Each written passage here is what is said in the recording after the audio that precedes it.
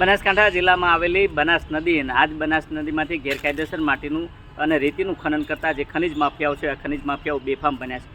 એટલું જ નહીં, જાહેર માર્ગ ઉપર આ ટ્રકોમાં રેતી ભરી ઓવરલોડ રીતે પસાર થતા હોવાને કારણે એક 26 વર્ષના યુવકને અડફેટે લેવામાં આવ્યો અને આજ અડફેટે લેતા યુવકનું કચનઘાણ નીકળતાની સાથે ઘટના સ્થળે મોત થયું છે। જોકે મોત થતાની સાથે પોલીસ દ્વારા કાર્યવાહી હાથ ધરવામાં આવતી હતી અને તે દરમિયાન જે ટ્રકમાં જે રેતી ભરેલી હતી આ રેતી ખાલી કરતા પરિવારજનોમાં આક્રોશ જોવા મળ્યો। આ રેતી કોણે ખાલી કરી અને કેમ ખાલી કરી તેને લઈને અનેક સવાલ પરિવારે કર્યા છે, તેની વિગતે ચર્ચા આ વિડીયોમાં કરવી છે। વૈષ્ણવજન તો તેને કહીએ જે પીડ પરાઈ જાનાને રે। નમસ્કાર, હું છું દિનેશ ઠાકોર। નવજીવન ન્યૂઝમાં આપનું હાર્દિક સ્વાગત છે। વાત બનાસકાંઠા જિલ્લામાં આવેલી બનાસ નદીની છે। બનાસ નદીના પટમાંથી રેતીનું ખનન કરતા જે ખનિજ માફિયાઓ છે અધિકારીઓની રહેમો નેજલ હેઠળ બેફામ બન્યા છે। કારણ કે એક બાજુ સરકારની તિજોરીને ચૂનો ચોપડે છે અને બીજી બાજુ જાહેર માર્ગ ઉપર ઓવરલોડ રેતી ભરી બેફામ દોડી રહ્યા છે। મળતી માહિતી મુજબ સામઢી રાણાજીવાસનો 26 વર્ષનો એક યુવક પડીકી લેવા માટે દુકાને જતો હતો। તે દરમિયાન પાછળથી જે ટ્રક આવી રહી હતી આ ટ્રક પૂર ઝડપે આવી રહી હતી અને આ ટ્રકે આ 26 વર્ષના યુવકને અડફેટ લેતા ઘટના સ્થળે આ યુવકનો કચરઘાણ નીકળ્યો હતો અને આ યુવકનું ઘટના સ્થળે મોત થયું હતું। જોકે આ સમગ્ર મામલો સીસીટીવી કેમેરામાં કેદ થયો હતો।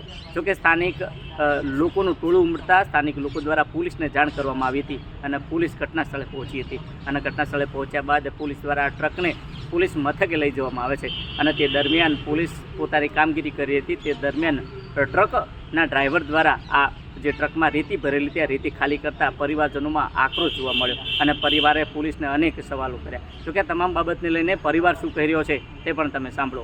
મારું નામ સૌરાષ્ટ્રી કરપંજી પુણ્યાદર। આજે શું બનાવ બન્યો? આજે સામઢી રાણાજીવાસ હનુમાનપુરાજી ચોકડી કહેવાય છે, ત્યાં અમારા એક કુટુંબ એક ભાઈ ત્યાં અકસ્માત થયો છે અને એનું મૃત્યુ પામ્યું છે। પછી એ સરકારી દવાખાનાની બાજુમાં રાણાજીવાસમાં ગેરેજ ચલાવે છે, ત્યાંથી કંઈક લેવાના કારણસર ચોકડી ઉપર દુકાને આવતો હોય છે અને ચાલતા આવતા ગાડી જે જૂના ડીસા બાજુથી ઓવરલોડ ભરેલી ટર્બો અને એની અડફેટમાં લેતા એનું ત્યાં ઘટના સ્થળે મોત થયું છે।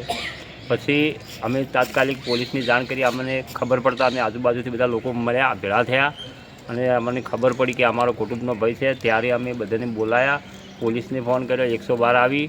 પોલીસે તેની તપાસ કરી, પાછળથી પોલીસે ભરેલી ગાડીને ત્યાં પોલીસ સ્ટેશનમાં પણ લઈ ગઈ અને પોલીસ સ્ટેશનમાં જ્યારે અમે પાછળથી એફઆઈઆર આલવા ગયા ત્યારે ગાડી એ લોકોએ ત્યાં અમને પૂછ્યું નથી, અમને ખબર વગર તેમની ગાડી ખાલી કરી નાખી। ગાડીમાં શું ભરેલું હતું? રેતી, બનાસ નદીની રેતી ભરેલી હતી।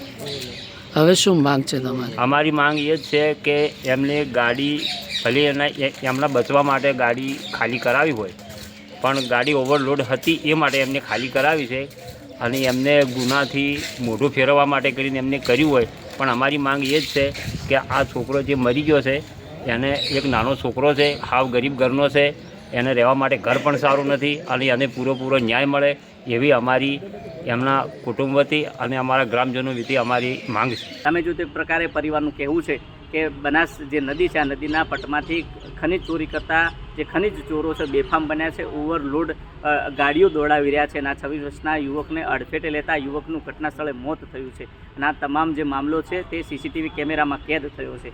ત્યારે આ તમામ બાબતને લઈને જ્યારે સ્થાનિક પોલીસ મથકના પીઆઈનો મેં ટેલિફોનિક સંપર્ક કર્યો અને પીઆઈને પૂછતા પીઆઈએ કહ્યું કે અમને ખબર નથી કે આ ટ્રકમાંથી રેતી કોણે ખાલી કરી। ત્યારે સવાલ એટલો છે કે એક બાજુ પોલીસ મથકમાં સીસીટીવી કેમેરા હોવા છતાં અને બીજી બાજુ પોલીસ કાર્યરત હોવા છતાં આ કાયદા અને વ્યવસ્થાની ડર ન રાખનાર વ્યક્તિ કોણ છે અને કોણે આ વ્યક્તિએ છે જે તેને આ ટ્રકમાંથી રેતી ખાલી કરી તેને લઈને અનેક સવાલ થયા છે। ત્યારે બીજી બાજુ પરિવારજનોના સીધા આક્ષેપ છે કે ક્યાંક ને ક્યાંક આ ઓવરલોડ ગાડીનો ફરિયાદમાં ઉલ્લેખ કરવામાં ન આવે અને પોલીસ તેનો બચાવ કરે તે માટે આ ટ્રકમાંથી આ રેતી ખાલી કરી છે તેવું પરિવારના આક્ષેપો છે। જોઈએ આવનાર સમયમાં પોલીસ દ્વારા આ ટ્રકમાંથી રેતી કોણે ખાલી કરી, કેમ ખાલી કરી તેને લઈને પોલીસ દ્વારા કેવી તપાસ કરવામાં આવશે અને તપાસમાં કેવા પ્રકારના ખુલાસા થશે તે તો આવનારો સમય બતાવશે। દિનેશ ઠાકોર, નવજીવન ન્યૂઝ, બનાસકાંઠા।